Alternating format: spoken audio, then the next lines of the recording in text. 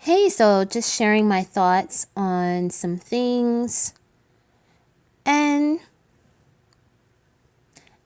just kind of sharing this upload because I know you guys have observed some things because, we're all a very perceptive and observant group of women. Something that I've come to understand is that a lot of my thoughts and opinions are not going to be palatable to the collective of Black people. The very idea of telling Black women to be self first is viewed as radical even after all this time. The idea of telling Black women to prioritize our womanhood is viewed as radical. It was viewed as radical back when Sojourner Truth, gave her famous "Ain't I a Woman" speech.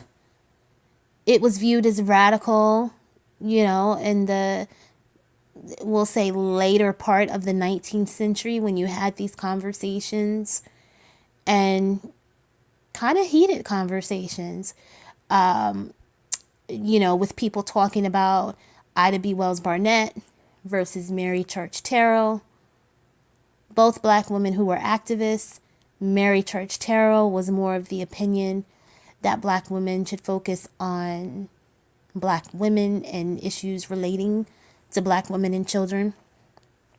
Whereas Ida B. Wells Barnett was an activist for Black women, but most of her advocacy was more race related.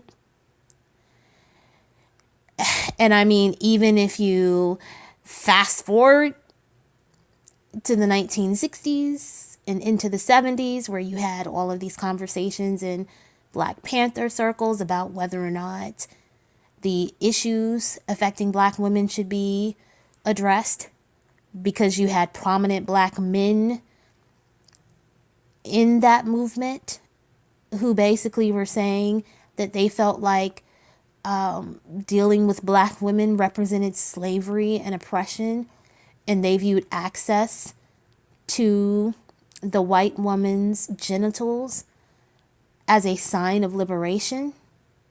You had these men saying these things while you had Black women within the Black Panther Party who, in some cases, were being sexually assaulted, who were being physically abused, and the men, and unfortunately some of the women, were ignoring that. So you had these conversations about, okay, is addressing the issues that Black women face a problem, versus the other side saying, well, I'm just as much of a woman as I am Black, right? And now on social media, you have Black women pretty much having the same conversations. And you can tell that, there are some of us who are very comfortable in being self first. And there are some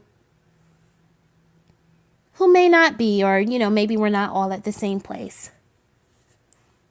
It's always been this interesting situation where you're trying to balance your needs and experiences as a woman with your needs and the things that you experience as a Black person, with the understanding that there are some things that you're experiencing specifically because you are a woman who is Black, or a Black woman, whichever identifier you put first. These are ongoing conversations, but some of y'all are arguing back and forth like this is new.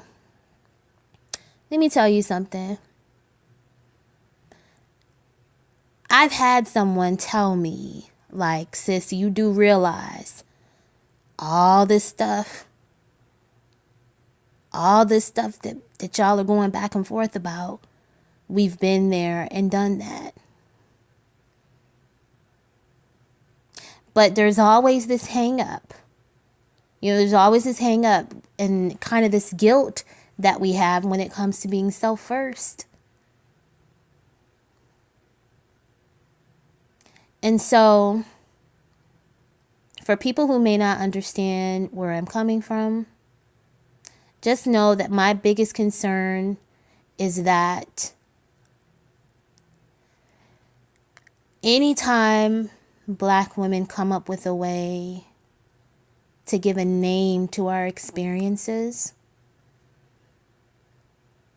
that name is then co-opted into something else, and we end up being left out. That's why I'm going to talk about Alice Walker and how she came up with both the terms colorism and womanism. I'm going to talk about that because, to me, Alice Walker's term womanism was co-opted by the feminist movement and turned into intersectionality. Intersectionality is this big umbrella that Black women are thrown under with any other woman who isn't white. Pretty much. And in doing that, it creates this situation where there's nowhere in the feminist movement that specifically and directly focuses on the needs of Black women and girls. Why? Because you have people saying things like, I saw this one article that was saying, well, Alice Walker coming up with the term womanism wasn't just empowering for Black women, it was empowering for all people. And it's like, no, ma'am. That's a term that is specific to the experiences that we go through as a Black woman. And that's the same thing that's going to happen with her colorism conversation. I believe it was 1982 or 1983 when she first used the term colorism and gave it a definition. And, in 2016, Time magazine did an article on colorism. Since then, I haven't been able to find an article or a Time magazine cover that featured a Black woman who is phenotypically Black. Okay, a Black woman who clearly has Black features. Now The Guardian is doing a series on colorism, but I'm going to keep my eyes on them too to see what they do when they're done with their series and to see whether or not they really continue the conversation. But I'm going to tell y'all what's about to happen with this colorism thing. Colorism is going to continue to be made part of these larger conversations about racism and so on and so forth. In doing so, is going to do a couple of things. A, it's going to absolve Black people of any responsibility to address the roles that any of us may play in promoting colorist stereotypes. Okay? And B, it's going to create this situation where the issues that we as Black women experience when it comes to colorism will be ignored. And if we allow that to happen, that will mean that in some situations there will still be divisions between us, based on complexion. You're still going to see situations where darker skin and brown skin Black women will still be shut out of certain economic opportunities. Nothing will change. It'll be another situation where a Black woman gives a name to something that was meant specifically for us, but we won't benefit from it. And that's why I'm so concerned about making sure that we have spaces for us as Black women. And, where we are all talking about our experiences, whether you're divested, whether you identify as a Black woman who was self first, but you're not really under a label. And then you also have Black women in interracial relationships and marriages. And I think it's very important for Black women in IR relationships to give a voice to your experiences so that people can't take your experience and try to turn it into something else.